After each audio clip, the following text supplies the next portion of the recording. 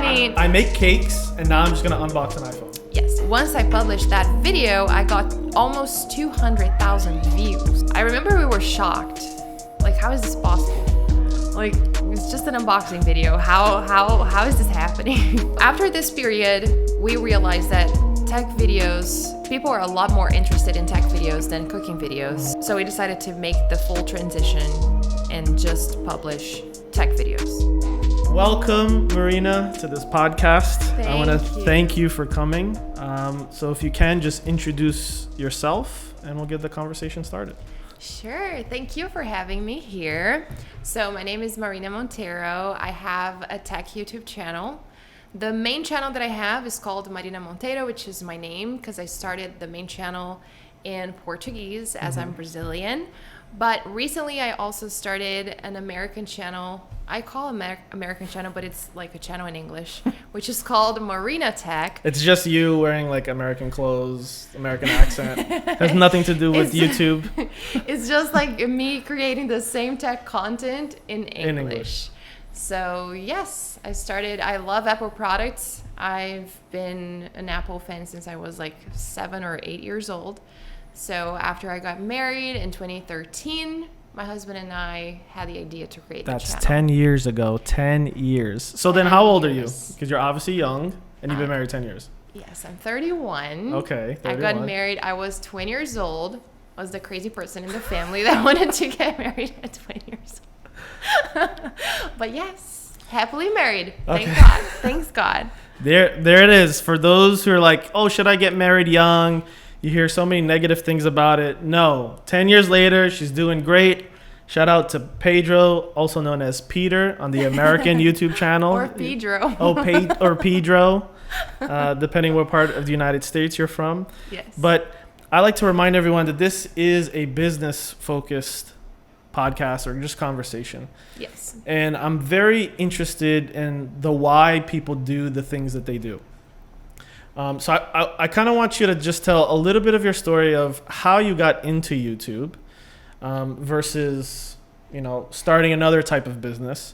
Because although many people consume YouTube as entertainment, which it is, I love YouTube literally more than anyone. And I know you're literally a professional YouTuber, but I promise you I love YouTube more than you. That's an absolute promise.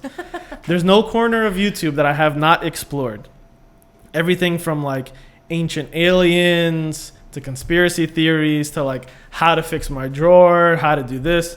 So every corner of YouTube, I've been there, and I should be on the side of YouTube is just entertainment. Don't get it twisted with anything else. But very few people know that a YouTube channel is a legitimate business. Mm-hmm. It's actually the fastest growing small business in the United States. I don't know if you knew that. Over 50%, I believe, I could be making up that number, but over half of small businesses that are started today are YouTube channels, which are considered small businesses because they are a form of income. Mm-hmm. So the same way that you kind of, cut lawns on the weekend as like a side job, people are starting their side jobs as YouTube channels. So coming from that angle, why YouTube? Yes, so I would say I'm not different than any other people that start YouTube channels. I'm sure that some people already start thinking about it as a business, which I did also very like a few months after starting it. But in the beginning, it was more like a hobby. I got married. I was here in the US with my husband, and I was still applying for the universities, and I was mainly like at home, and I couldn't really do anything else. Your husband was going to college? Yes, he was getting his master's at UGA. UGA. And UGA, for the people who don't know, I obviously know. But for people who don't, what's UGA stand for? University of Georgia. University of Georgia. So yes. you're in the South. In the South. Yee-wee. Yes. Okay. Yes, we moved to Athens right after we got married. So great college town, by the way. We love that place so much. So what town quickly did you leave Brazil? So from Florianopolis in the south of Brazil to Athens. For the English speaker, that's Florianopolis. Florianopolis. Florianopolis. So it's like Florida, plus a Panopolis. So Floridanopolis. Okay. Yes, That's kind how of you- like that. Okay. So you went from there, which I haven't been, but spoiler alert, that's where my wife is from also. Yeah. Yes. We'll get into that a little bit, how our story is connected. Sounds good. But you left this beautiful island in south of Brazil, and then somehow you're in Georgia. Yes. Okay, got Correct. it. Got it. And Georgia actually remind me a lot of my hometown, which is Londrina in Paraná. So it's like It's more like rural rural area. Scooby Doo. If you're watching, that one's for you. Rural. Yes. It was more rural. Yes. So it's more laid back, more suburbs.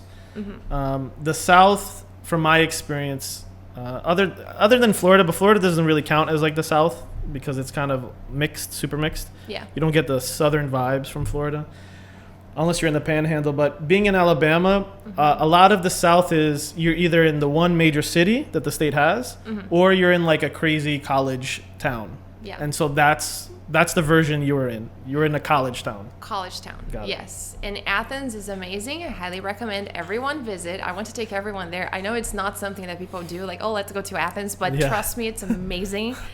But yes, I moved to Athens right after I got married, and I was waiting a year, more or less, to be accepted at the university. I wanted to get my bachelor's there. So during that year, I really wanted to do something else.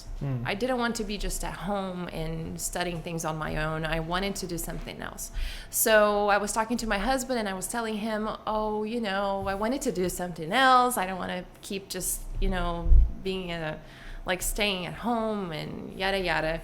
So he was like, so why not create a YouTube channel? And I was like, yeah. Was Pedro a YouTube person, or he kind of just threw that out there? Like, He's also a super YouTube. Yeah, Okay. he's like you, I would say. Yeah. He's on YouTube 24/7. For everything, yeah. Got it. And I always liked YouTube, but I never thought about having my own YouTube channel. That wasn't something I was considering. So once, And this is 2013. yes, it was 2014. 2014. Almost. Okay. Yeah. So once he said that, I was like, yeah, sure, that's a good idea, but what am I going to talk about? And then I started thinking about the things that I like to do and things that I like to do research on. And I really love fashion, I really love cooking, and I really love tech. At the time, I thought I'm going to create a cooking channel because I really love baking. And that's what I did. So Payment processing can be a real challenge for any business owner. Hidden fees drain your profits, high rates cut into every transaction, and customer service that disappears when you need it most. It's a real problem. That's why I'm excited to announce our partners, Zaad, a credit card processing and POS solution designed to simplify your business operation.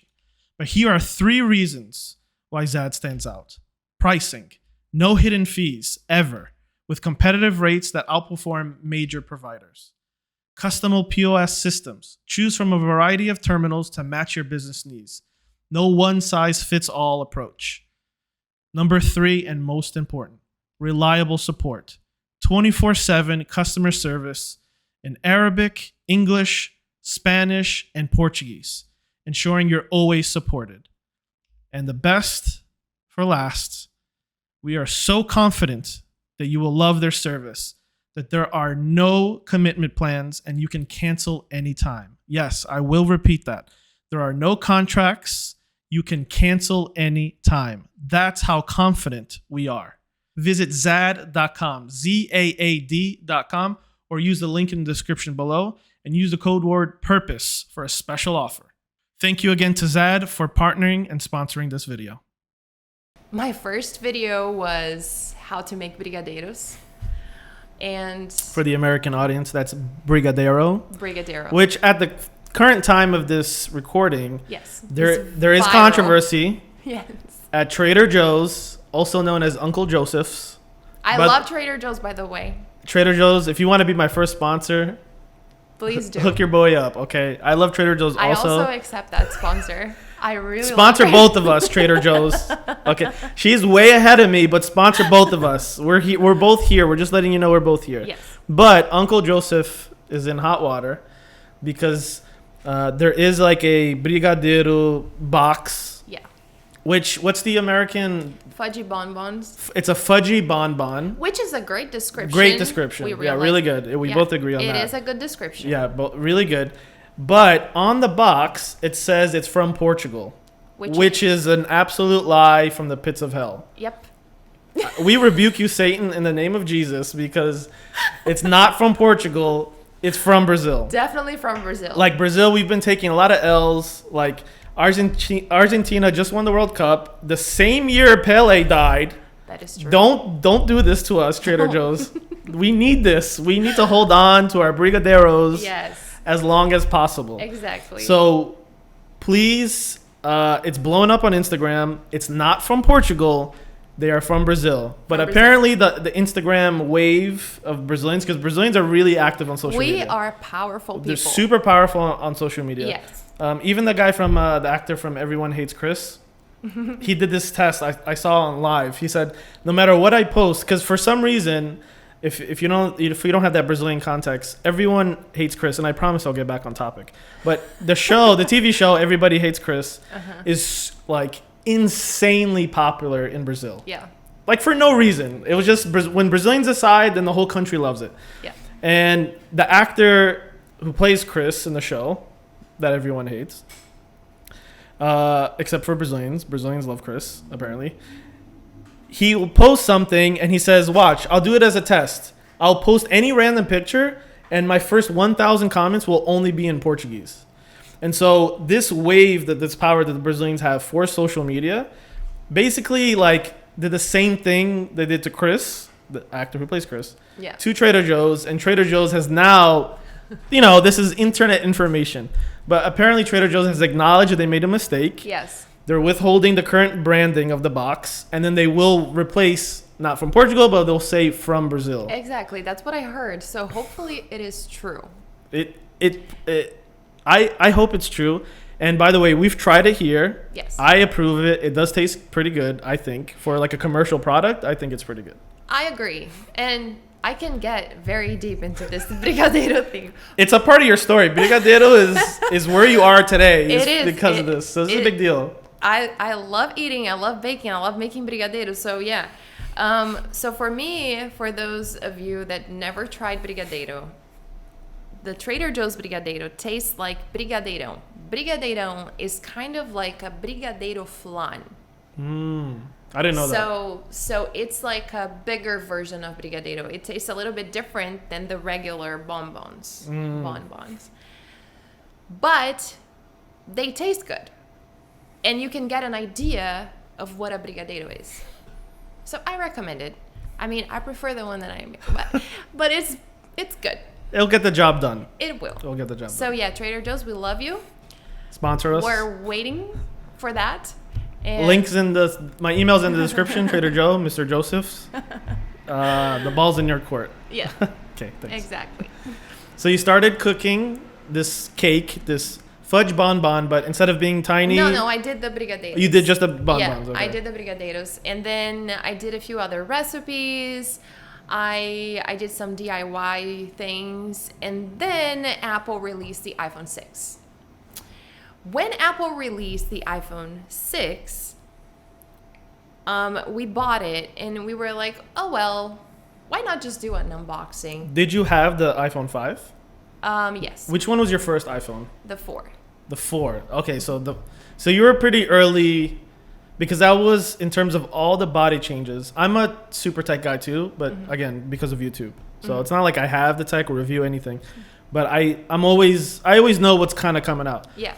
I had the first iPhone, the first one, literally the first one, but here it was tied to AT&T, and then I remember I had unlocked it by following some random forum. Pedro bought the first iPhone in Brazil. It was AT&T. That's a big deal. And he got it unlocked. He did the jailbreak thing. Yeah. In Brazil. That was got awesome. it to work. He he is like a different level, you know. He's like a legit nerd. He's a Is, legit nerd. yeah. Shout out to Pedro. At that time, I didn't have the power to buy one iPhone. So yeah, the first one was iPhone 4. But then it changed to the iPhone 3G body, which was more curved on the back, and then it was like the iPhone 4. So it was like the third model. Yeah, of it like was the first squared one. The first squared one. But Yeah. in my opinion, that was like the first time the iPhone was like, wow, this is like a legit product. This Yeah. is like, it had pushed the boundaries as to like what was like really nice, elegant.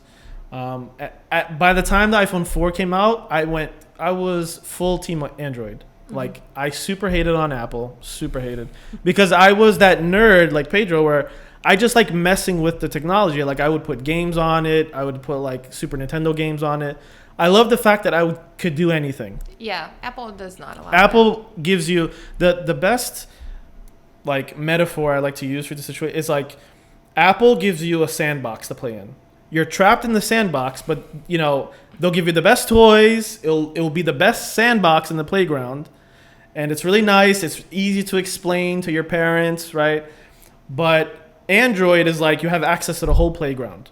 Yeah. But you know, the playground has ugly spots, and there might be poison ivy in the corner, right? But you have the freedom to go wherever you want. But it's not as nice as a condensed sandbox. I agree. So I had always had friends that had the iPhone 4, but I remember the iPhone 4 being this like breakthrough device.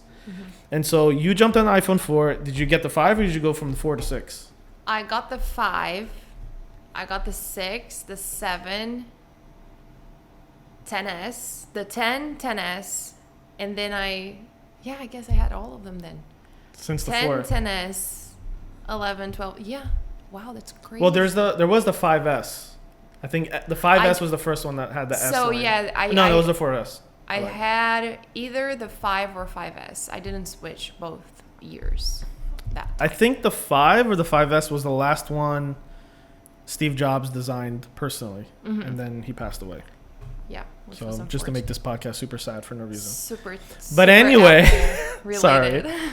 Well, we're sponsored by Trader Joe's, not Apple, at the moment. Oh yeah. At the moment, but you upgraded to the iPhone 6, which was the next big upgrade, which basically the iPhone 6 has basically laid down the foundation of what the modern smartphone is today. Exactly. Yeah, and that design kept on for a few years too. So it was the first time that Apple released a pink iPhone as well. Me, like I personally don't like to wear pink stuff, but I purchased the pink iPhone because it was the different one. So I was like, okay, let's unbox this and publish it on the channel and we'll see. Just randomly, like you just thought, I make cakes and now I'm just going to unbox an iPhone. Yes. It was the beginning of the channel, so I was kind of like finding out what people liked and what I liked to do. When I published that, I think I had like 5,000 subscribers. It was a very small channel. But that 5,000 is a lot. It's good. For a new channel? Because it's really hard to get there. Yeah. But at the same time, it's a small channel. But once I published that video, I got almost 200,000 views. What was the highest view video you had up until that video? I don't remember, but definitely not close to 200,000. So you had 200,000. Now, I know you're from Brazil, but you were in Georgia. You were making these cake videos for which audience? Oh yeah, that's important. So in the beginning, we didn't really know how the algorithm worked. So we started publishing. That word didn't even exist back then. Yeah. The algorithm is like a recent thing. True. Yeah. So we didn't think about target audience or anything like that at the time. It was just fun. I just like making videos. Exactly. Yeah, got it. So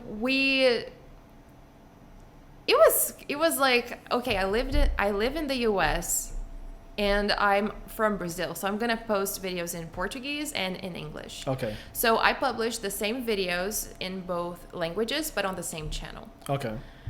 Today, I don't recommend you do that. So if you want to create a channel, don't do that. But I did it, and I only did it for a few videos. After I decided, no, this is gonna be a channel in Portuguese, so I'm gonna keep publishing videos only in Portuguese. Okay. And then I did this switch. Got it. So when I published the iPhone 6 video, I was already just That was posting in already just Portuguese. Got Yeah. it. So the target audience was Brazil. Yeah, so it was like a lot of views for the amount of subscribers that I had. And my husband and I were always like talking and discussing like, oh, we should do this, we should do that. And then we realized, okay, tech is something that we should definitely... After 200,000, how long did it take you to get 200,000 views? It was fast. I remember we were shocked. Like, how is this possible? Like, it's just an unboxing video. How is this happening? I mean, I talk about cakes and, you know, at that time, we stopped and we said, okay. No, this is like early YouTube days. It's like anything that was like even remotely close to 1 million views, it was like that is the biggest video of all time. Exactly. It was like a huge number. Yes. Nowadays, like 1 million subscribers is like considered just a normal, consistent, successful video for the huge YouTubers.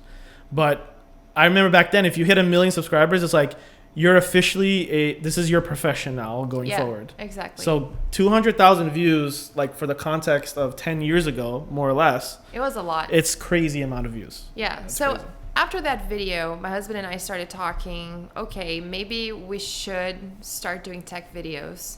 And I always loved tech, and I'm more like a consumer. I have like a consumer point of view. And my husband, as we already said, has like the nerd, the back end nerd, stuff. Yeah. Yeah.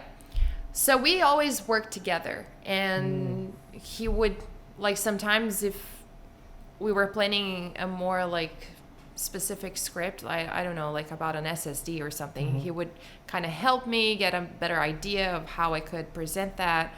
And sometimes if it was something like using an iPhone, I would be like better at writing that script. And we started like putting a few tech videos here and there, but I still baked. Okay. I still had the cooking videos. So iPhone tech videos, random cake video. It was like It was a mix. Yeah. Even like sometimes I would have more cooking videos than tech. But this didn't last long. It was like a period of, I don't know, like 4 or 3 months. Okay. It was pretty quick. So it was while your channel was transitioning. It was like a transition, yeah. Okay. So after this period, we realized that tech videos, people are a lot more interested in tech videos than cooking videos. So we decided to make the full transition and just publish tech videos. After that, it was good. I don't remember exactly how many subscribers I had, but I remember that it grew a little bit faster that time because I had the niche. So that's also something very important, to know your niche. But if you're creating a channel now and you don't really know your niche, it's okay as well, because you'll find out. You will try a few different videos and you'll see like the ones that will have like more views, and then you kind of, oh, okay, I'm gonna go this way, and then you post something different and the views are not that great, oh, I'm gonna go that way, and then you find out. Because, for example, cooking videos are amazing. Yeah, I love cooking videos. Huge. I love cooking channels. Yeah. But for me, it didn't work as well as the tech videos. So it doesn't mean that one is better than the other. It's just a matter of what people want to see on your channel. It's like you'll find the way. It's really... Yeah, because like for me, even though I'm just starting, I had a lot of niche like fear paralysis, because I do definitely have what my good friend Ben likes to say. I have like founder ADD, which is like people who like starting new things. Yes. And then the second I start it, and then I see something new, and I'll jump to that something new. And then eventually, basically, you're starting 100 projects, but you're never finishing a single project. And that's definitely super true for me. I'm interested in a lot of different things. I love video games, tech, movies, like that's why YouTube can satisfy my ADD brain, because whatever I feel like searching up in that moment, I'll search it up, and I'm gonna watch a 4K video on it. Like the other day, I saw this cooking YouTube video, and he did like this 43-minute review of garlic. 43 yeah. minutes about garlic, of the difference of, is there, like, can you actually taste the difference of fresh cut up garlic, like the one that's in, you know, the garlic bulbs, minced garlic, which is like in the jar, or like garlic paste or garlic powder. Like, can you use all three for seasoning or for cooking? Like, can you tell the difference? And to completely spoil the video of 43 minutes, I literally watched all of it, and it was amazing. Fresh garlic, like that you break from the bulb, slice it up, will always be more forward, and you'll always be able to tell, like, oh, this has garlic in it. But if garlic is not the main star of the recipe, like, you know, garlic aglio olio, you know, the pasta, but you're using garlic just to as like a seasoning of the food, and that food, like that steak or whatever, is going to be the main star. Minced garlic or garlic paste or garlic powder is a good replacement if you don't have fresh garlic. What am I talking about garlic for 43 minutes? The point is that sometimes, like, people who are like me, who are interested in a million different topics, how do you decide, even though you just kind of said you have to experiment, how do you decide which one to step into for those who are interested in starting their own YouTube channels but don't know where to start? I've actually struggled with purpose my entire life. My entire life, I always just wanted to know, what was I born to do? What was I called to do? That's actually what inspired to me to create this podcast, the Purpose Podcast. It's a journey to find purpose through meaningful work, entrepreneurship, and just everyday life. I truly believe that the process will reveal the purpose, but I also think the quickest way to finding your purpose is actually serving a community of people. Now, that community could be anything. It could be online, in person, charity work, whatever the case may be. But I found from my experience, people will usually tell you what you're good at and probably what you're bad at. Generally speaking, when you're surrounded by a community of people, they can say, hey, I just really see you're talented in this. I see you're really good with this thing or whatever. Either way, my point is that the community can form you, can push you into the right direction. That's why I'm excited to share here that I've actually created my own community for this exact purpose. It's called the Purpose Podcast Community. Super clever name. It's hosted on SKOOL, but it's actually a free community to join, where I want every single person who desires to learn their purpose to join this community. It's 100% free for now to join this community, where you can be surrounded by like-minded people who love business, who are also in search of their purpose, where you can be in a community to do that exact thing that I had just mentioned before, to form and push you into the right direction. Say, hey man, I see you're really talented with arts. I see you're really good with numbers, or whatever the case may be. You can surround yourself with the right people to push you in the right direction. Feel free to join my community. The link is in the description below, and I hope to see you there. How do you decide, even though you just kind of said you have to experiment, how do you decide which one to step into for those who are interested in starting their own YouTube channels but don't know where to start? So what I would say is choose the one that you're the most, of course, something you love, but this is something that we're already talking about. But the one that you're most, you have the most knowledge on. Because you're not just going to be rambling about something. You need to know something to share with the audience. So I would say choose the one that you have the knowledge to talk about. And of course, you can always research. You don't have to know everything about it. But you definitely need to know what you're talking about. You don't want to be just talking like some passing random around stuff. information that everyone else is kind of saying. Exactly. I see. So I guess what I would take away from this is it has to be something that you love. Yes. Because again, going back, that YouTube is a business, and in anything And business, it's difficult. it's really difficult, and anything that's business is long term to see any result. You're not going to see anything tomorrow if you post today. So you got to pick something that you love, because it has to be something you have to be doing for a long time. So you better love it. Yeah. And then second, pick the thing that you're most knowledgeable in, Yes. because again, it's a marathon, not a sprint. So you know, at some point you're going to run out of things to say. So you got to be very knowledgeable in what you're saying. Mm-hmm. So that actually makes a lot of sense. Mm-hmm. And I hope people who are watching who want to start YouTube use those two things and they kind of start. And then from there you're saying, because there's always a niche within a niche within a niche within a niche. And I guess you're saying start with those two primary things and then start posting videos. And then your audience will kind of dictate which sub niche or niche within the niche that you should kind of focus on. Exactly. I will give you my example. So tech is the general thing. Yeah. The main focus of my channel is Apple products. I always That's the sub niche. So Yes. tech is at the top and then Apple products is below tech. Exactly. I always loved Apple products. I basically love all the design. I love how well all devices work. I love the ecosystem.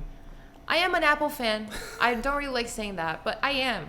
I really like the brand, okay? So I always went towards that direction. I still do some videos about an SSD or accessories or my MX Master mouse or some other things, but that's not the focus. That's some extra content that I create. Now, related to Apple, I started talking about Apple rumors a few years ago. And it was something that I started doing because I really like it. I really like doing that research and kind of trying to find The out. hype train. I like the hype train. I really like to know what's coming, and I'm always on Twitter or X. X does not work. Elon Musk sponsor us. Ah, Trader Joe's sponsor us. yes. So I really use X to do a lot of research about rumors. So once I started publishing that, I realized that people love Apple rumors. Yeah. And I love it too, so that was perfect. So I started creating more Apple rumors Like content. spreading them? Oh, okay. So I have not spreading them. Just straight But- up lying on Twitter. Just being like, more content about it. Apple next year is going to release 3 new iPhones, the 16, 17, and 18 at the same time. At the same At time. the same time. All of that in 2024. And then you see No. the post, only you like the post, and it was you're the one who shared it? No, Okay. no, we're not saying that. You're reporting. I'm Apple reporting on it, and Got that's a big part of what I do too. I love to report on things. I like to do reviews as well, but I also love reporting on things, and I think this comes from the journalistic part of me. I'll get into that in a second. But that's just an example of things that I started doing and how the audience directed me to doing more of something.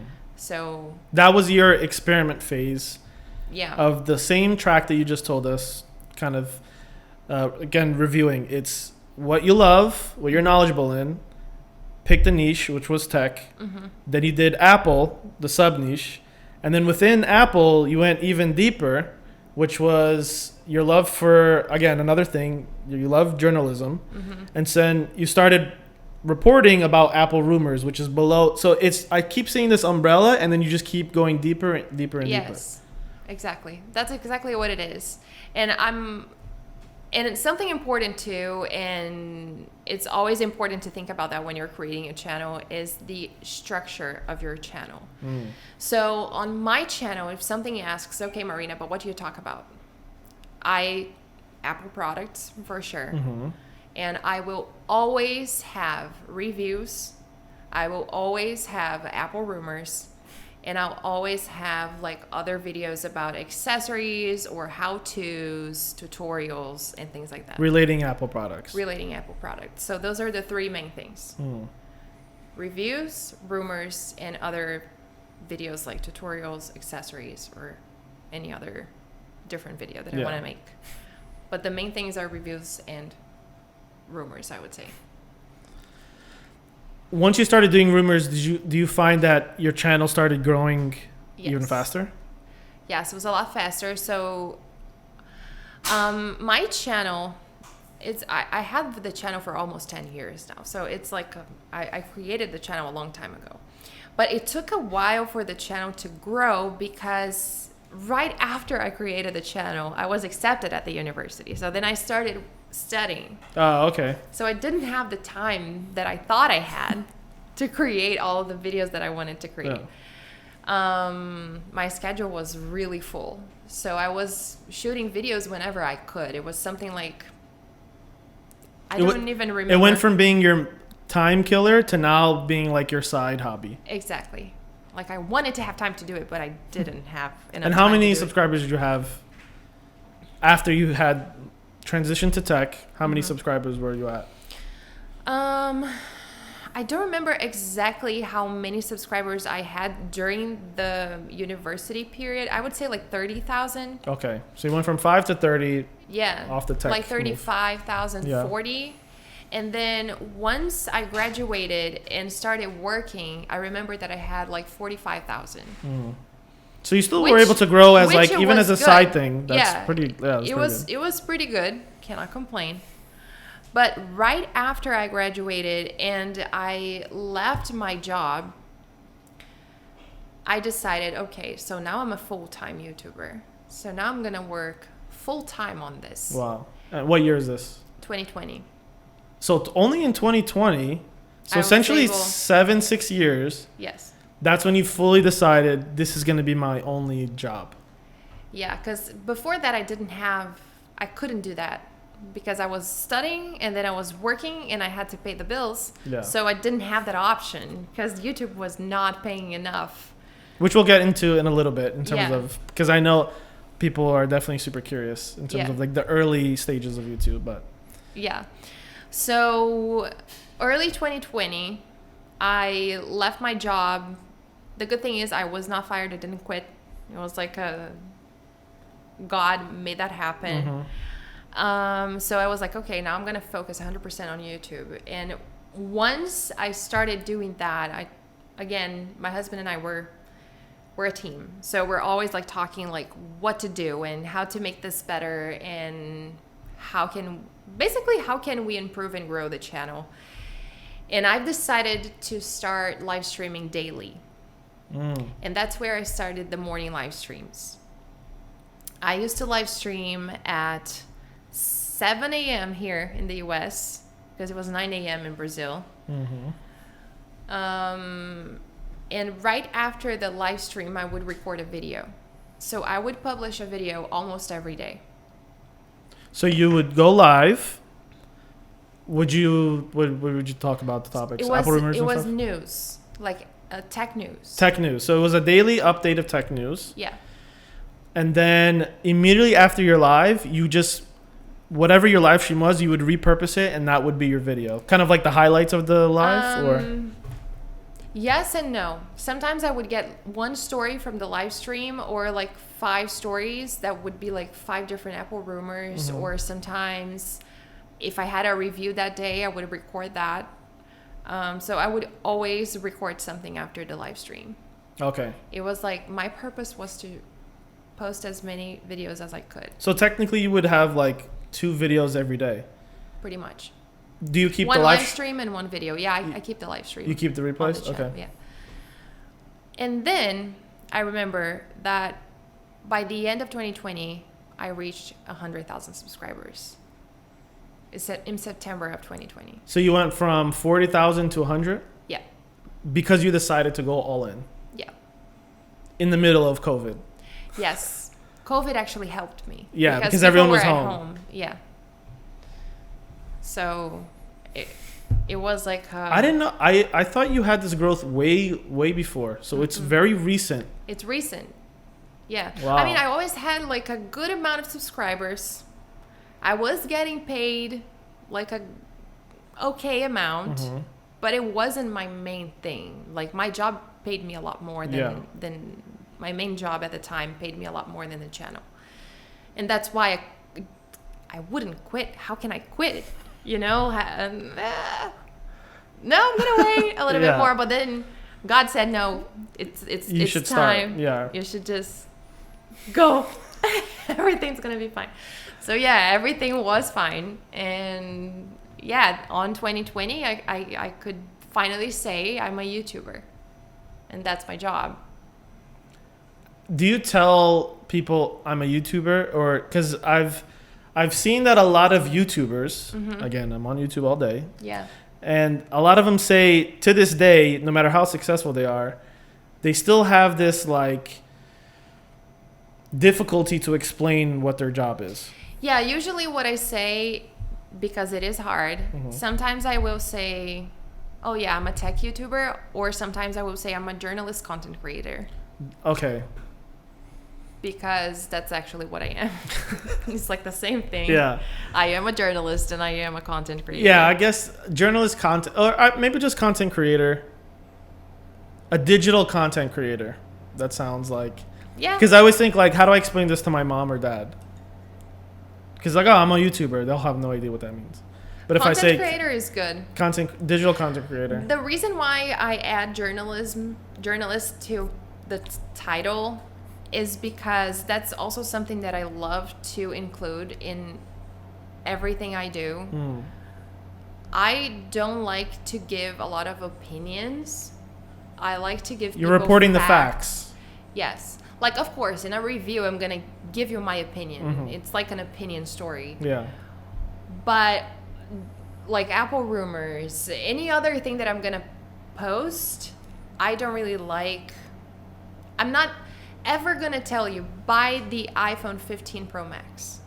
I don't know your story. I don't know the money you have. I don't know if you need the camera. I don't know if you want a big iPhone or not.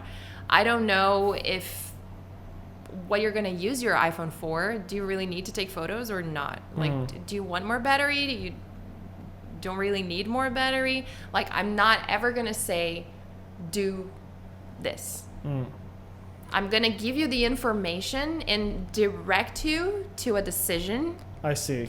but I'm not going to tell you what to do. You make it easier to choose, but you never choose for them. Exactly. And that's the journalistic part, I believe. Which is hard because I think most people who don't, is that what you ended up studying? Yeah. So that makes sense. So I think, especially in today's climate, even the journalists who are supposed to do what you're explaining will add their own opinions and then state their opinions as facts. And then that's how everyone, the controversy that we kind of live in today. Yeah, that's hard.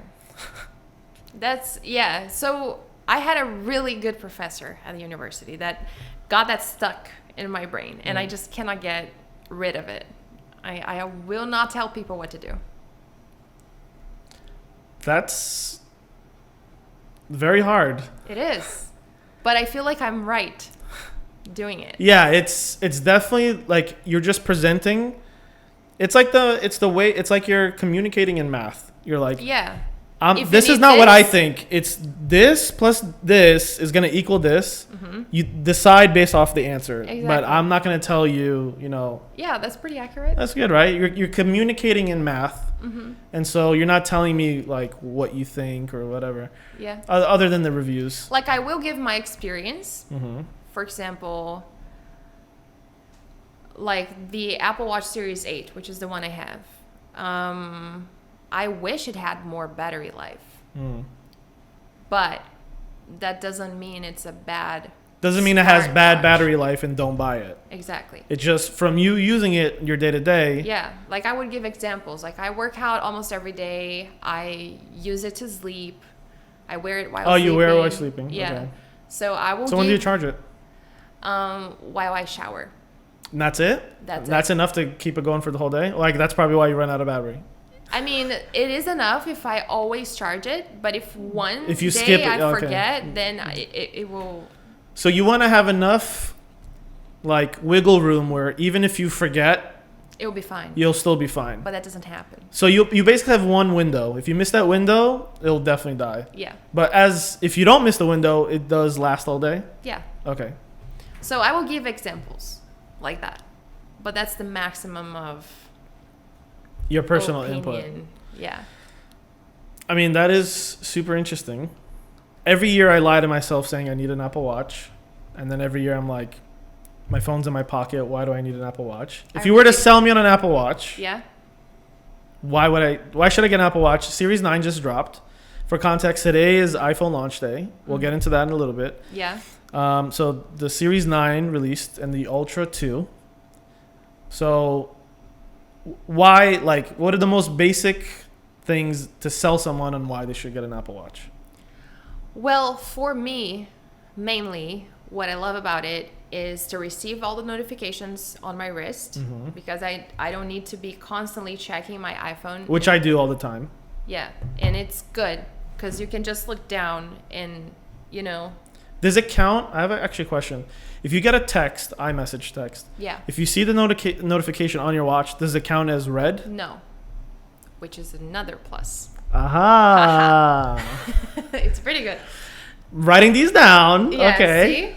So, yeah, I love receiving the notifications. I love fitness tracking Okay. on the watch. That's a legit one. And I love sleep tracking.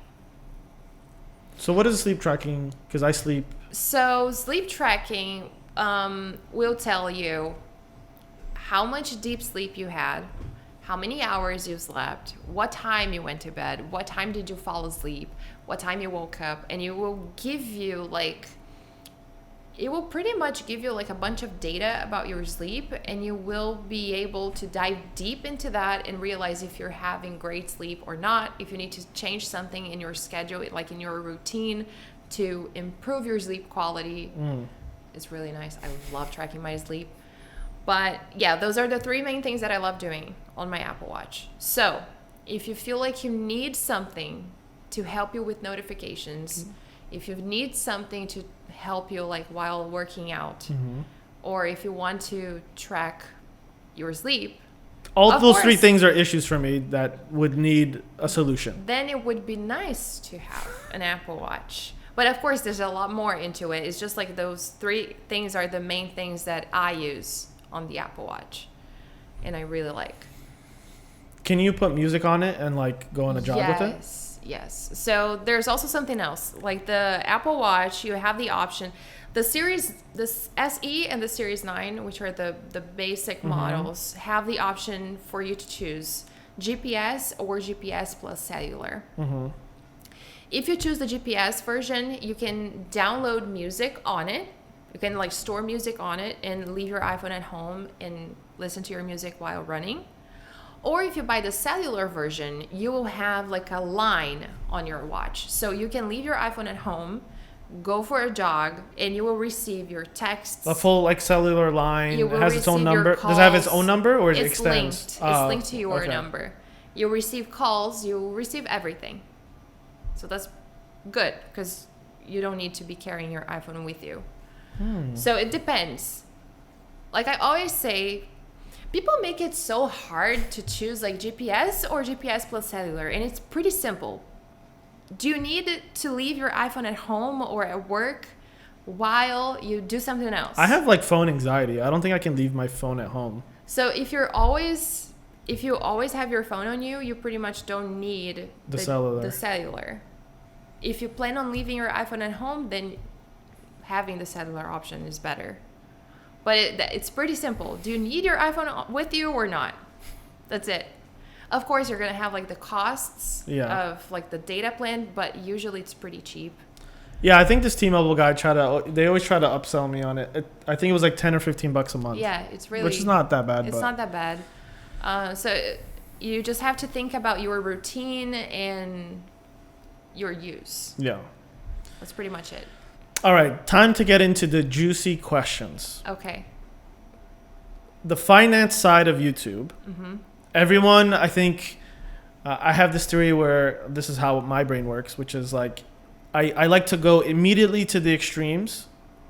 So it's like, okay, you're a YouTuber, officially as of 2020, right? So are you a billionaire like Mr. Beast? No. That would be nice. It'd be nice. But I like to go there and then let's work our ways back. Yeah. And tell me about like the first dollar you kind of made on YouTube where you're like, oh, this makes money. I'm making cakes, reviewing iPhone 6, going back to the beginning. But like, what did that finance journey look like to the point where it became your only job? Yes. I would not remember the exact dates, but when I started the channel, the great thing about YouTube was that it was monetized already. Like the requirements were a lot lower than currently. So even when you had like 5,000 subscribers, you were monetized already? I was monetized. Oh, okay. So I think I needed like 150 subscribers or something like that. Geez. It was like anything. It was really different than today. Yeah, today it's like 1,000, 4,000 watch hours. Yeah, you need 1,000 subscribers, 4,000 watch hours in the last 12 months. Yeah, which is hard for new channels. Yeah, I think for a new channel it's hard. So I don't remember the exact dates, but I remember it was monetized since the beginning, and I used to get paid like, I don't know, like $10 and then $50 a month, something like that. Yeah, it was not a lot. It was like an incentive. It was Chick-fil-A. It was Chick-fil-A. Yeah, keep doing that. I was spending a lot more than what I was getting because I need to buy the camera, the tripod, and everything. So you would reinvest everything? Like that? Your YouTube money was only just for YouTube stuff? Pretty much. Or you're like, I'm going to have Popeyes today. It's Friday. No. It was pretty much just for... Only YouTube. Only YouTube. So I don't remember the exact dates and how much I was getting paid. But I remember that in 2020... when I started like focusing 100%, I would get paid like $150 a month before I started focusing like 100%. Like in the beginning of 2020, when I decided. When it was still like before you went all in, it was still like the in between side job, the hobby. It was like at $150 a month, and that's the Google AdSense. That's the YouTube AdSense. Okay. Yes. And my husband can correct me if I'm wrong in this number. Comment down below. Because, I think it was something around that number. Which is like not a lot. No. That's in the United States, I would say if you're a couple, that's literally your cell phone bill. Yep. Pretty much. Which is still great. It's paying something. It's paying something. Yeah. For me, if you're paying a bill with like a dream, like YouTube or content creation, like you're going places. Like it's legit. It's paying something. It was good. Yeah, and I'm grateful that my husband had a job. Well, he had like 3 jobs at the time. He was like doing a bunch of different things. So I'm really grateful that he was supporting us during all of the time, actually, because I only worked for like a year and 3 years. Like I had a job at the Spanish lab at the university. I really loved that job. Muy bueno. Muy bueno. Senorita. Yes, I really loved that job, but it wouldn't pay a lot. Yeah. So my husband was the one that helping. He kept the YouTube dream alive. Yes. Got it. So yeah, I would say $150. Then, oh my God, I cannot remember the numbers. But let me give you an example for Marina Tech. Yeah. Because it's more recent. Yes, we already discussed that creating a channel and being paid and being able to monetize, it will take time. We all know it's not the easiest thing to do. But once I created Marina Tech, I think it was also in 2020. It was like February of 2020. And I decided to go all in on that channel too. So everything I record twice. So in 2020, just everyone's on the same page, you had your existing Portuguese Brazilian only YouTube channel, which is Marina Monteiro, which is your Brazilian name, right? Yes, my Brazilian name. And then your American name is Marina Tech, last name Tech. Yeah. So in 2020, to serve English-speaking audience, you created a second YouTube channel. Got it. Exactly. And my goal was to be able to monetize that channel in 1 year. And I was able to do it. Wow. How long did it take you? It was, I think it was November of 2020. So from February to November, you did it in less than a year. Less than a year. Wow. And once I monetized it, I think I was getting paid. So to monetize 1,000 subscribers, 4,000 hours of watch time. I think I was getting paid. It was a lot more than the Brazilian channel, like in if you think of proportions. I would say like $90. 90. Something like that. But then how many subs did you have? like 1,000. This is $90 a month. Because the thing is, if you're starting a channel and you speak English, create a channel in English. You will reach a lot more people that way. And AdSense is better For the here American in the US. audience. Got it. Yeah. That makes sense. So Because there's more purchasing power. The average American will have more purchasing power than the average Brazilian. exactly. And also probably because just the money currency conversions and all Yeah. that stuff. Okay. that And makes also, today I have 180,000 subscribers on the Brazilian channel, and I have 31,000 subscribers on Marina Tech, and I get paid 50% less on Marina Tech if you consider the amount. But I have a lot. So the proportion less. is way higher. It is. So it's not like you have 75 or 80,000 subscribers and then you're getting exactly half of the other channel. No, it's like a a lot third. better. Yeah, it's like a third of the other one. Yeah. Okay, that's interesting. So the question is then if the AdSense, And that's just AdSense. yeah, so then that's my next question. If you have this AdSense that's super low, I'm pretty sure you just crushed like 1,000 YouTuber dreams, where they thought they were gonna quit tomorrow. They're gonna start a YouTube Yeah, channel, well- and then they heard 150, and then they just heard 90, It's really difficult. and you just crushed their souls and their spirits. So then, how do you live off of this if that's all you're making? Yeah, so what I'm going to tell you is AdSense is not going to be your main income. You have three main ways of getting paid doing YouTube. AdSense, of course. Then you have partnerships, which is going to be the biggest chunk. And then you have affiliate marketing, which could also be the biggest one. It will depend on your, like how you Your deal audience, with it and how you, Partnerships is just another way to say sponsors? yes. Okay. Those are the three main things. And AdSense is usually the lowest one. You'll get paid more for with sponsorships, and you will get paid more with affiliate marketing. AdSense is more like a guarantee. If your channel has constant views, you have that guarantee every month. Like for me, thankfully, my channel is very constant. Like I don't have a lot of ups and downs.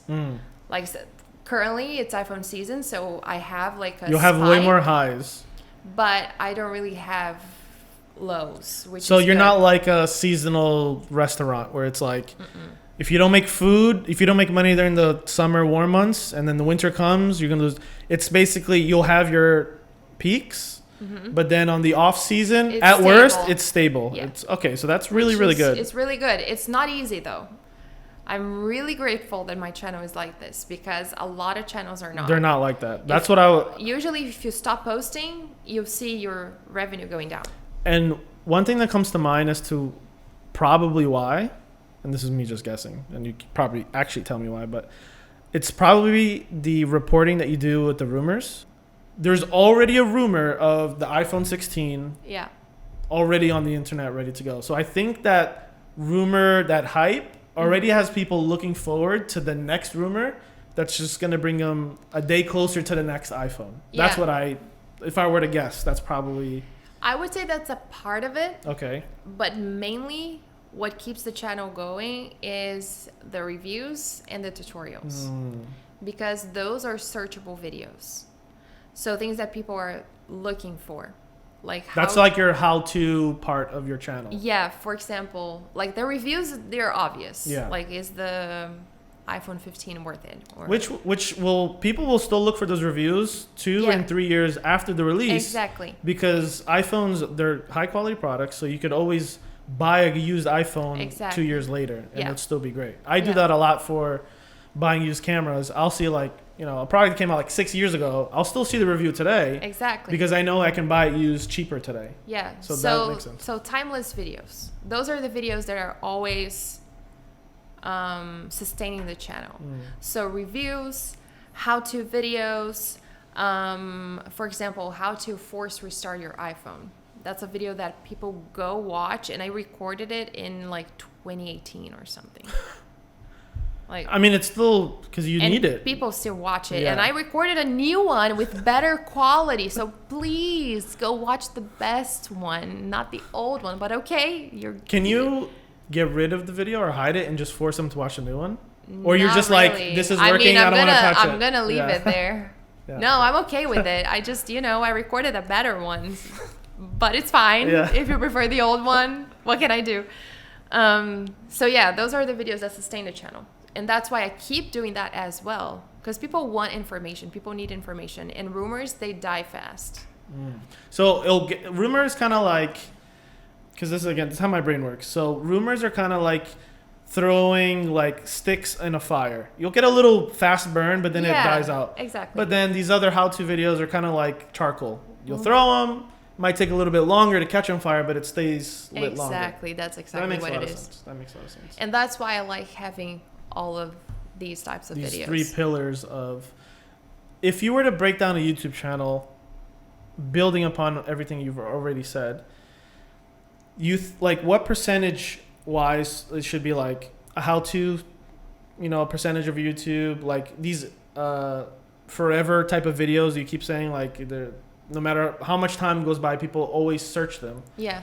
What percentage of your channel should be that, so that way you have this consistent viewership while you're making new stuff? I don't know if you've ever... I feel like that's really hard to give like a formula, because it will depend on your content and your own structure. Like you will find your own structure that works. Like their channel is only about Apple rumors. So how can I tell them, oh no, you're doing it wrong. Start posting reviews. But then they have to be pumping out rumors like all the time. And the time. I got it. All the time. So it will depend on your audience and your niche. But you could split. Like I would say you could think about like how many videos you want to post a week, and then you can split like 3 videos. Let's say I want to publish 3 videos. I'll publish 1 rumor, 1 review, and 1 how-to or any other type of like accessory related or something like that. So like 33% each category. If I'm publishing 3 videos a week, that works. I see. So you need to kind of put down a list and see like, oh, I'm doing these types of videos. Which of these videos are performing better? Okay, so I'm going to focus here on this type. So I'm going to do this once a week. And then you go to number 2. Oh, this is the second topic that is doing well. So I'm going to do this once a week. And then you kind of go with your analytics, you always need to check your analytics, because that's how you're going to find out what people want to see. Do you use vidIQ? I do not. Why? Because... And vidIQ is like a YouTube analytics like extension and program and stuff like that? I don't use it. I don't know. I keep using the analytics on YouTube. I think because you've been there for so long, you probably don't have to, because you probably have so much information already. Yeah. Maybe vidIQ just helps out more newer people, like possible. Low to mid level. I would consider you high level. I consider anyone over 100,000 is like you're a professional at this job. In regards to sponsorship, so you killed people's dreams with the AdSense, destroyed their spirits, but I have a feeling you can revive them by telling us this whole sponsorships and the affiliate marketing side of things. Yeah. So I cannot give like a price. I cannot tell you, oh, charge this for your video, because everybody has their price. Yeah. So, and of course you start at a certain price and you build up from that. That's what I did. I started with Did you guess your first price? Like someone would say, hey, I want to, like, assuming this sponsorship, That's like when you're watching a random video and then you're saying, hey, this video is sponsored. Like you're going to say, it's not the random ad that appears. That's AdSense, right? That's AdSense.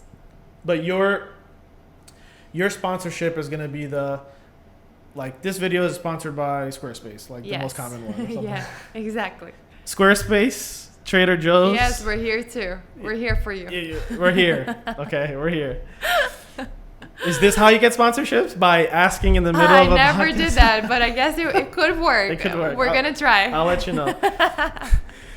But so, hey, we want you to do this. And they say, how much? Like, do they ask you how much you want? Or do they offer you a price? What's the most common? Usually they ask. So they and then and then you go, I'm going to make it up.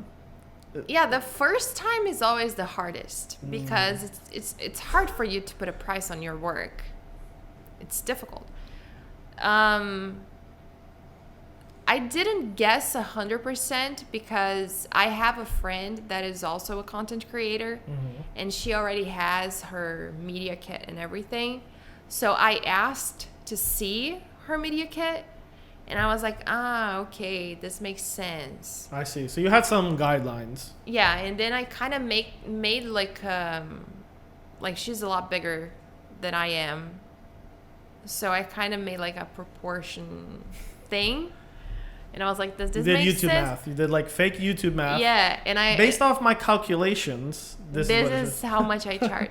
And I was like, does this make sense? I'm going to work this amount of hours for this price. Okay, it makes sense because I was small. Like I was charging, I didn't charge a lot. So what was the window of your first like sponsor deal? So people have like a reflection. Like the window, what do you mean? Like the price. Like how much was your first sponsor deal? I don't like to give the price because I feel like it's so individual. It is personal. So that's why like a window. Was it like sub 1,000, like below 1,000? Sub 1,000. Yeah. Okay. Because you hear these crazy deals. Yeah, no, sub 1,000. But it doesn't mean that you cannot charge 10,000. It doesn't mean that you cannot charge 20,000. Like it will depend. Like I'm pretty sure like the big YouTubers out there, they charge, I don't even know, 50,000. I don't know. I have no idea. But it's a lot more than I do, that's for sure. So yeah, it's difficult. That's that like invisible in between space for me, I think is the most interesting because it sounds like it's like they're making up a number, you're making up a number. I feel like everybody's making up a number. Everyone is just making up numbers. But it's making up, but it isn't at the same time. Yeah, because it's perceived value. It's like you have to come up with a number based off invisible factors. And everybody knows how much their hour is worth. Yeah. And that's where you should go off of. I see. So that calculation maybe is probably the first step someone should go towards if they're thinking about sponsorships or their YouTube channel. Yeah, think about it like an hourly rate. Your hourly rate. Figure out what you are worth an hour. Yeah. And then just add that into the proposal. I feel like that's the easiest way to go. That makes sense. So you think, I'm going to work. Let's say a company wants a dedicated video. I'm sending you an iPhone case and I want you to review it. Oh, okay. So that would be like a sponsor video. That's a sponsor video. There's a sponsor placement. That's when you just say this was sponsored by. Which is like 30 seconds. So we will talk about the case in 30 seconds and check the brand, check the link down below, like 30, 40 seconds. There's also just a beginning, like, this video is sponsored by Squarespace. Mm-hmm. Like you have to consider like how much time it will take you to produce that. That portion. Or if it's a dedicated video, how long it's going to take you to produce the whole video. Like usually to produce a video, the full video, it's going to be everything. It's going to be the script, it's going to be the recording, it's going to be the editing, it's going to be the publishing, it's going to be the cover, it's going to be everything. So you're going to consider that and put that into your hourly rate. That's the easiest way to do it. That makes a lot of sense because then if you put your YouTube maths, like it takes me 8 hours to produce a video. Mm-hmm. in that 8 hours, it's X amount of money. So then if you want a full video, you just add your 8 hours of work. That's the price. Yeah. And then they're just buying your, like, almost like your production and your editing is a single product, and that's what they're buying. Exactly. And exposure to your audience, obviously. Yeah. And your hourly rate will take into consideration the size of your channel, like everything. It's funny how YouTube is like, it's it was like, it started as a hobby, making cakes, and now you're like looking at spreadsheets and numbers. Exactly. It's a bunch of spreadsheets. It's just spreadsheets and numbers, emails. And scripts.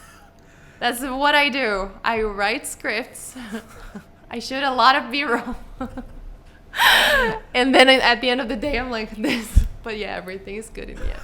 I'm really happy doing what I love. But it's really difficult.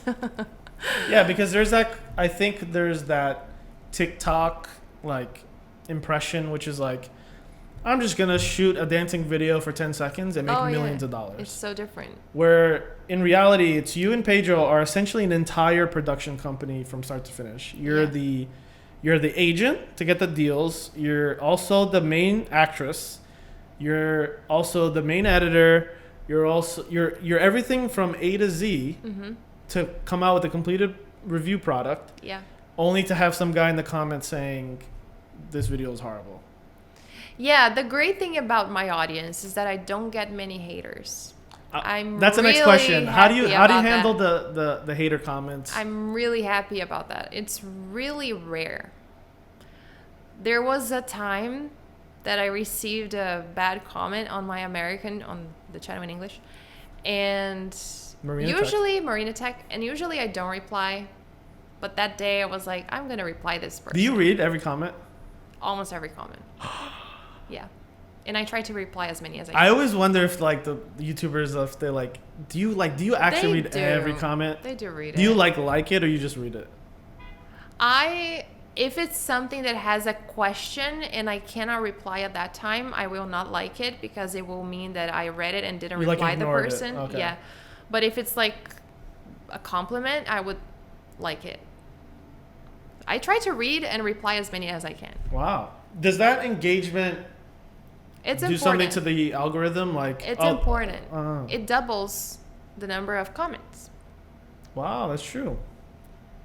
I don't think of it as like doubling the comments, because I really want to be there for the person. It's community building. Yeah, you're getting your existing audience is growing closer. Yeah, to you. But it does double the number of comments, so it is important. Which means like YouTube's like, hey, there's a lot of activity on this video. Let's push it out more. Exactly. In this fake theory of algorithm that no one understands. Yeah. But everyone is obedient to. Exactly.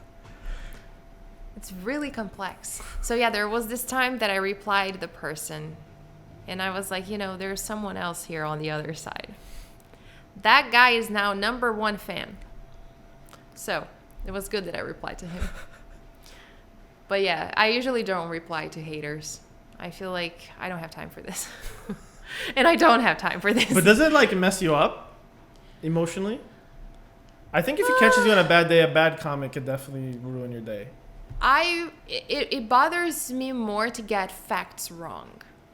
Oh, so like they corrected something and like... It really bugs me.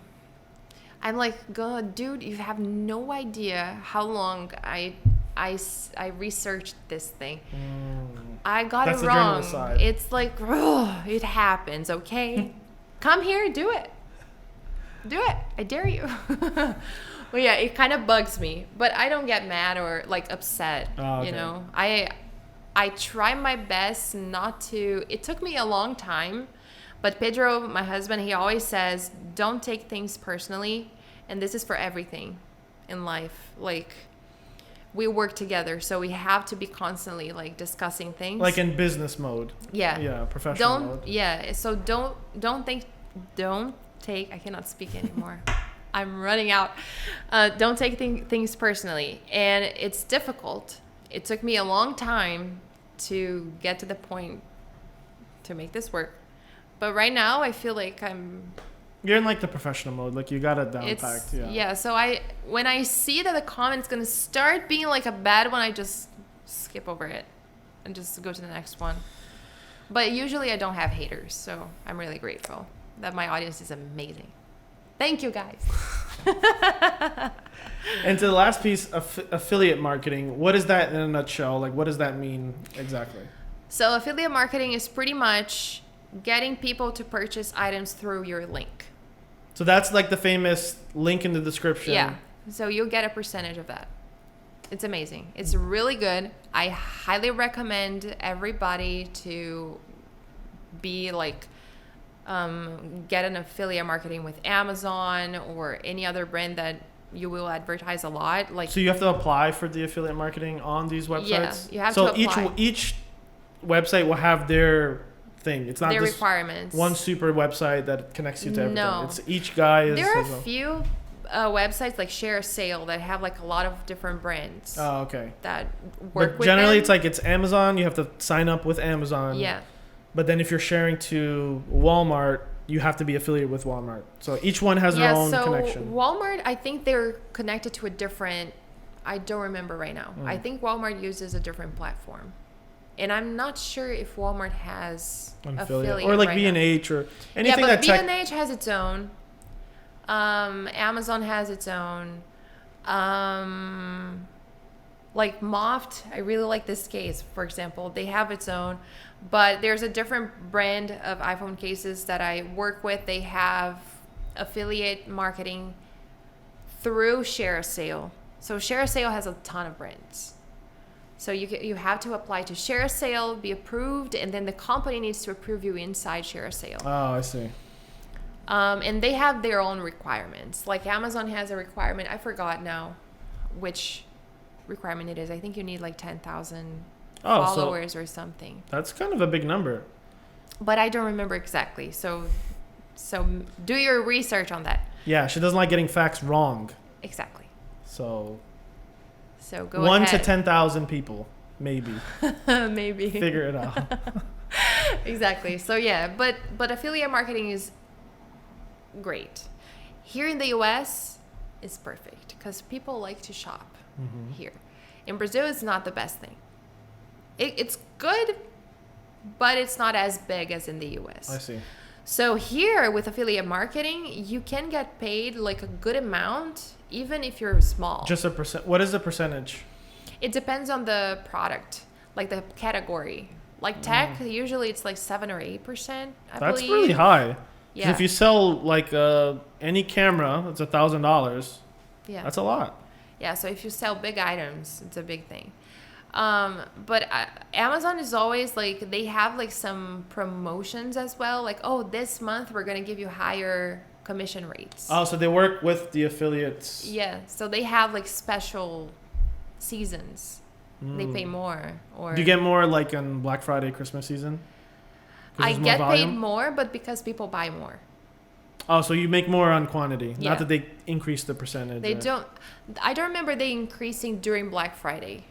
But I remember like 2 months ago, they had like a special thing. It was like, it went to 14%, like some products. Do you reverse use like a hot product that's selling well on Amazon as an affiliate? Will you go backwards to make a video about it? I want to do that. But because I'm in Brazil, It might not be. it makes it difficult for me to get the product. So sometimes I want to get something that is performing well, but then it will take me like 2 months to And by 2 receive months it. go by, then it's like no longer the cool item. And then it kind Yeah. of dies off. Yeah, I could do it. I mean, sometimes it would be still good, but then I just decide to leave that on the side. And Your tech gear, do you have to pay for it when you review it, or do you get it for free? Like, how does that work in the tech YouTube space? it depends. When it's a sponsored video, Yeah. they will send it to me. Do you get to keep it? Usually, yes. Oh, that's awesome. Yeah, it's really nice. But sometimes, for example, I reviewed a phone and I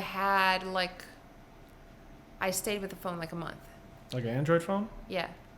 But it was like a one-time thing. Ew. Android. Android. No, but I really like the phone. I'm an Android fanboy. It's still deep within me. I have an iPhone. It But was in Brazil for the Brazilian channel, and I was really clear with everybody else. Like, people know I'm an Apple user, but that phone is a really good phone for people that want to spend. it's a great. Really, It's like an amazing budget phone. exactly. Yeah, I think that's awesome. I like the Best Buy. Like, it worked amazing. So it worked really well. So I didn't really have things to say, like bad things to say about it, which was And that was incredible. a good affiliate move in It Brazil. was, so that was an affiliate. That was a sponsored was sponsored. video. They sent me the product, but then I needed to send it back. But usually I keep the products. Usually So like they in don't your house, ask. you just have like 10,000 cases, random 10,000 stuff. cases, which is good and bad, because sometimes I don't know what to do with them. Yeah, like what do you do? Like if the next iPhone comes out, what do you do with like the iPhone 14 cases that are in your house? Yeah, so I call it a store, but it's not a store. It's pretty much a page on Instagram, but this is focused for the Brazilian audience. I'm so sorry because I'm there. Maybe if I'm not there, if I'm here someday, I will switch. Yeah. Right now it's focused to the Brazilian audience. So I created a page with the items that I'm not using and that are still new. Mm-hmm. And then I sell it for a cheap price. Oh, okay. So it's like your own secondhand market. It's my own garage sale. It's your own flea market Yeah. of all this stuff. That's a great And idea. everything is really new. Because you either just reviewed it once or touched it once, but you Exactly. never really used it. Exactly. And I'm not going to keep, like, I have like 50 iPhone cases at home right now. I think that's the crazy. number. That's crazy. Or like 40. It's like a bunch of cases. Like a lot of cases. And I love all of them, but I know I'm not going to use all of them. So some of them I will give to friends, but not everybody has the same iPhone that There's I always do. different models, yeah. Yeah, so I'll put it on the store. So I say Marina's store. That's a great like option C instead of just Yeah. like storing them forever and then eventually throwing them out. And I feel like I'm helping people get the cases too, because in Brazil it's a lot harder to buy than here. So I put like a good price, and then people have easy access to That's it. great. So that's usually awesome. what we do. That's It's like our way to recycle. Yeah, it's like that's awesome. That's a great idea. And so we were at the iPhone launch today together with my wife, which going full circle and coming to the end of all Yes. this. You've known my wife since you were kids, right? You're Since you were 9 years old. 9 years Nine, old. I think it's 9. Yeah, 9. That's crazy. It is crazy. We're still trying to get this whole week. It was a busy week. So for context, Marina knows my wife. Yes. They've reconnected recently. I think it was around the same time you started your channel, like 2020. I think was around the time you guys kind of started talking again. And then last year at the iPhone launch, because you're in Brazil, it takes forever for the phone to get there, and it is the biggest time of the year for any tech YouTuber. Mm-hmm. And so this year, you're like, I'm going to be here for launch day. Yeah. So I live in New York City. We went to the flagship store. So Marina's been staying at my house for the week. Yes. Thank you so much. No, I thank you for appreciate it. coming. I've completely asked you like 2 million YouTube questions. Well, feel free to ask 4 million. So thank you and I ask a lot of questions. I know they're super annoying because my wife tells me they're annoying all the time. I'm okay. My wife will give me like a question cutoff. Like, you ask too many questions, wait for tomorrow to reset. And because I'm naturally curious, I like to know. But you've known her since a kid, and you came here for the iPhone launch. Mm-hmm. And would you say this experience was worth it? Definitely. As a journalist, tech YouTuber, we need to work with timelines as well, like deadlines. Like, I cannot wait a month to post a video on the new iPhone.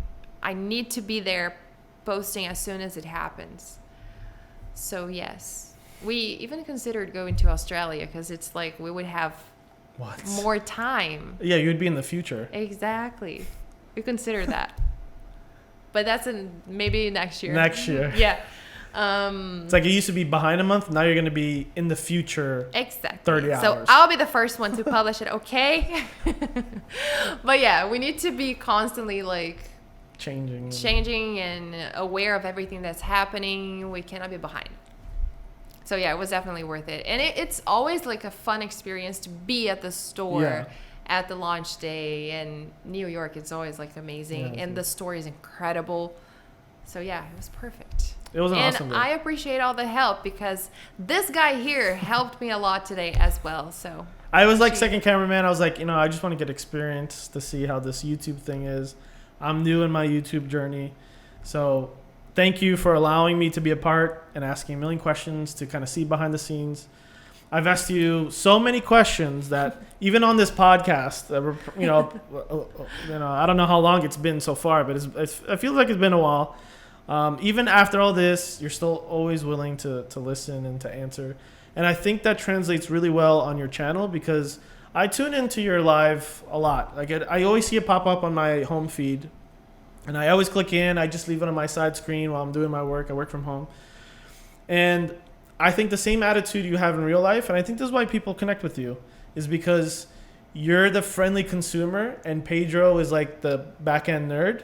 So you attract both people, which is like, I just want to know which is the coolest iPhone that's going to give me a nice picture so I can post my selfie on Instagram. Mm-hmm. But you also go as deep as like, this iPhone has 8 gigs of RAM. So when you're running 30 apps, it's still going to run fast. Exactly. Like you provide that range with your personality, which is just, you're always willing to help people. And I see you answering like a lot of those questions on the live stream. And I run live streams myself for like my church and other places, and running a live stream is like crazy difficult. People have no idea how hard it is. It is. And so when I see you there, like you go comment by comment, you read every good morning, you read like, and I feel like that's the true secret to your success. Is you're the same person online, and I've literally now met you. I met you online first. Yes. And then now knowing you in person, you're the same person. And I think that I'm really happy to hear that. Yeah, like I can vouch for you 100%. You're not like online, you're not like this nice person, and in real life you're like the diva. You know those stories that people hear, which I'm pretty sure are true too. But are true. Yeah. I can say you have the stamp of approval. You're legit, and I only want the best for you and your channel. Aww. That being said, where can people find you? Okay, so the channel in English is called Marina Tech. And for those of you that speak Portuguese, Marina Monteiro, which is my name. And on Instagram, they don't allow me to have Marina, so it's going to be hard for you. But it's Marina E Monteiro. It's going to be linked in the description. A lot easier than typing everything. But yes, follow me there. Well, I want to thank you, everyone, for sticking around. If you have any questions, put them in the comments below. All the links will be in the description below. But thank you again, Marina. Thank you. And make sure to subscribe to the channel. Give it a thumbs up. Oh, yeah. I probably should have done that an hour ago, but I'm learning. Yeah, you will get there. And I wish all the best for you, too. Thanks. A lot of success. Thanks. And I can also vouch for you that you are the same person. Thank you so much. On camera and off camera. Yes. Thanks. All right, everyone. Thank you. See ya. Thank you. Bye.